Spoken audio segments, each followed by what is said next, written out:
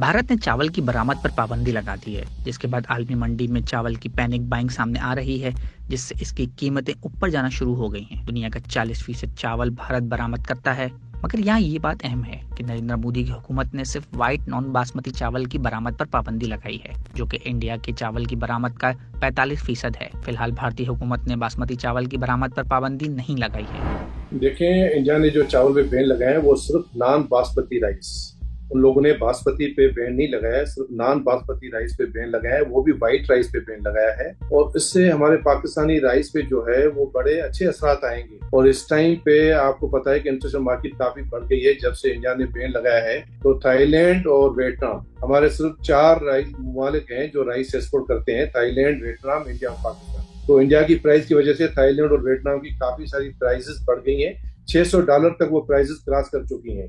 Last year जैसे पाकिस्तान की price थी $450 पे, इंडिया की बैन होने की वजह से $50 की इसमें तेजी आई है। और मैं मजीद इसमें तेजी देख रहा हूँ $50 की और भी, क्योंकि हर मुल्क की डिमांड पाकिस्तान की तरफ आ रही है, क्योंकि पाकिस्तान की क्वालिटी काफी बेहतर है, हर जगह इस क्वालिटी को पसंद किया जाता है।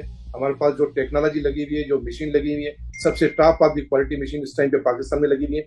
और हर आपको पता है कि इस टाइम पे रशिया और मेक्सिको, ये 2 ममालिक ऐसे हैं जिनको राइस की जरूरत भी है, और दोनों ममालिक की टीमें पाकिस्तान विजिट कर चुकी हैं। सवाल यह है कि क्या भारत और यूएई की जानिब से चावल की बरामद पर पाबंदी से पाकिस्तान को कोई फायदा हो सकता है, और कहीं ऐसा तो नहीं कि पाकिस्तान से चावल की जायद बरामदात मुल्क में इसकी कीमतों में इजाफे का सबब बन जाएं।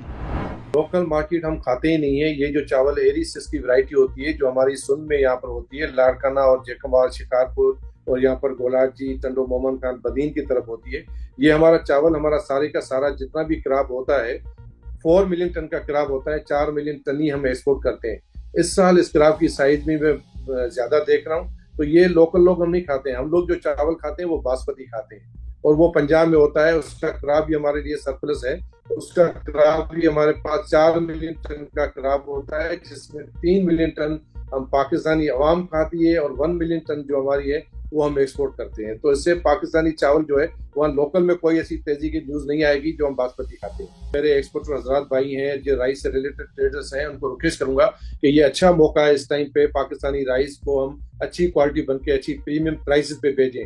हम क्योंकि हम जब राइस की शुरुआत होती है तो सस्ते रेटों में चावल बेच देते हैं, और ये वो टाइम नहीं है। ये टाइम आपके पास कुदरत ने एक मौका दिया है, इंडिया बैन है, और उस टाइम पे पाकिस्तान की समझो कि चावल की प्राइसेस जो है वो ऊपर जाने वाली है। इंटरनेशनल मार्केट में, लोकल की बात नहीं कर रहा हूँ, इंटरनेशनल मार्केट में अच्छा प्रीमियम लेके उसको अच्छी क्वालिटी बना के पाकिस्तान का नाम रोशन करें। मजीद न्यूज अपडेट्स और डिजिटल स्टोरीज के लिए सब्सक्राइब करें डॉन न्यूज पाकिस्तान।